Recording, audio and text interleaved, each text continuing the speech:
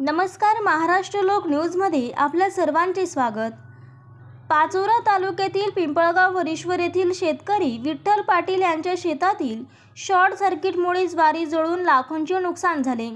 त्याबद्दल सविस्तर वृत्त असे की दिनांक 10 एप्रिल गुरुवार रोजी दुपारी 1 वाजेच्या सुमारास शेतकरी विठ्ठल पाटील यांच्या शेताच्या बांधावर असलेल्या इलेक्ट्रिक डीपी आणि पोलाच्या मध्ये विजेची तार एकमेकांना लागून शॉर्ट सर्किट झाले आणि काही मिनिटातच त्याचे रूपांतर मोठ्या आगीत झाले।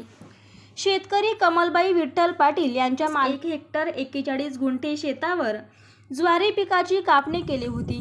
त्या संपूर्ण ज्वारीच्या शेताला पाहता पाहता पूर्ण आगीने घेरले आणि हातातोंडाशी आलेले ज्वारीच्या शेताचे कोळशात रूपांतर झाले।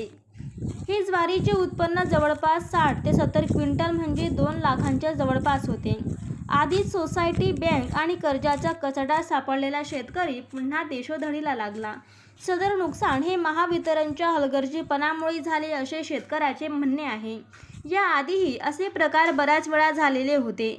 त्याची कल्पना वेळोवेळी देण्यात आली होती, मात्र कोणतीही दखल घेतली गेली नाही। परिणामी शेतकऱ्याला नुकसान सहन करावे लागले।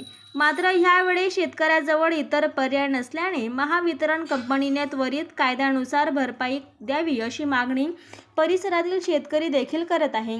या आधीच पोलीस आणि कृषी विभाग यांच्या माध्यमातून पंचनामे करण्यात आले आहेत, मात्र 10 दिवस उलटूनही शासनाने आतापर्यंत कुठलीही दखल न घेतल्याने शेतकरी हवालदिल झाला आहे।